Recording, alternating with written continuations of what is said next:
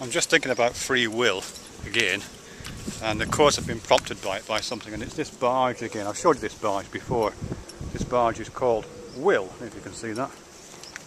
There you go. Look, it's for sale, this barge. I actually rang up about it and was sent the DVD and the details. It's quite cheap actually, it's only about 20,000, which is cheap for a barge. But it's always the along. Is it on a barge? Whatever. Anyway, but it's not the initial cost of barges that's the money. You know what I mean? It's the mooring charges, and then the canal fees, and that costs, oh, I don't know, 5,000 or 6,000 a year. So I don't think I'll be buying Will. Not now anyway. I might retire actually. When I retire, I might get a barge or a boat of some kind, maybe. Anyway, yeah, Will. I suppose what I don't want to be characterised. I don't want to characterise myself. I don't want to fall into the trap of characterising myself as disbelieving in will, not the barge, the concept.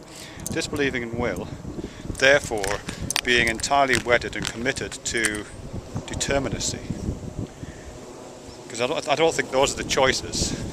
In fact, I think the apparent polarity of those choices is what's throwing up a lot of the problems, for me at least, in my thinking. You know, it seems to me that we look around the world and something's extremely determined. You know, it's just the causality is just written inscribed into the landscape a lot of the time.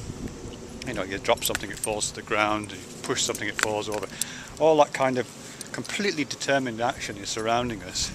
And then there's these things which apparently aren't.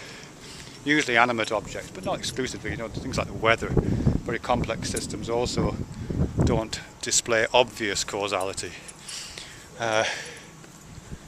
And it seems, I don't know, I'm just speculating here, but it seems that maybe we're doing some kind of crude analysis and categorization of the world into things which are relatively predictable, seem to be causal, and then the other stuff which isn't.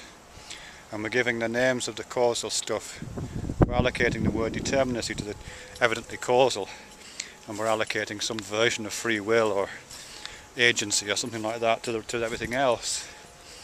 And obviously what I'm not saying is that anything that's not, what I'm not saying is if free will doesn't exist, then everything must have this nuts and bolts determinacy about it.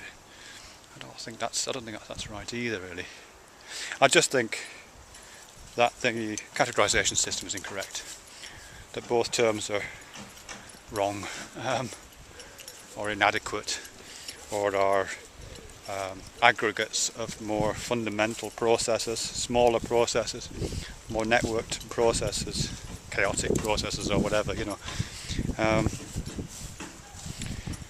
So the kind of cartoon version that I've got in my head of what constitutes determinism, and also the cartoon version of what constitutes kind of naive free will, you know, they're both wrong.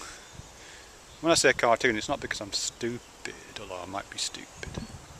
I just think, you know, this that the way the brain works, the way cognition works, the way learning works at an early age, it does lay down some fairly resilient simplifications and simple categories, which whilst they might not overtly form part of our thinking, I think they do lie beneath the surface and do all this, you know, just kind of provide some intuitive bedrock.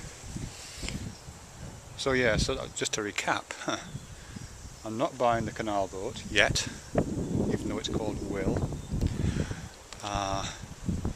And both will and determinacy are equally artifactual, I think, equally resulting from an embodied cognitive paradigm that's informing our intuitions.